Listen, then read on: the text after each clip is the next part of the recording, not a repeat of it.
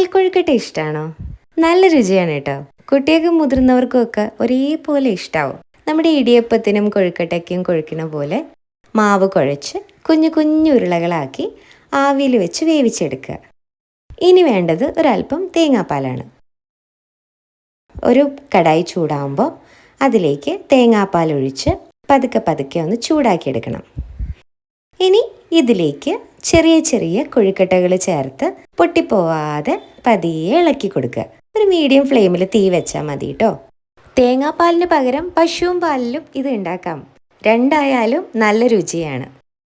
ഈ പാലൊക്കെ ഒന്ന് കുറുകി വരുമ്പോൾ ഒരു ഫ്ലേവറിന് വേണ്ടിയിട്ട് ഒരല്പം ഏലക്കാപ്പൊടി കൂടെ ചേർത്ത് കൊടുക്കുക. വീണ്ടും പതിയെ ഇളക്കിയെടുക്കുക.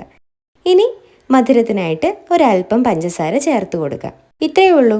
എല്ലാം കൂടെ ഒന്ന് വെന്ത് നന്നായിട്ടൊന്ന് കുറുകി വരുമ്പോഴത്തേക്ക് പാൽക്കൊഴുക്കട്ട റെഡിയാണ്. ചൂടാറിയതിന് ശേഷം കഴിക്കാം. അപ്പോൾ എൻജോയ്.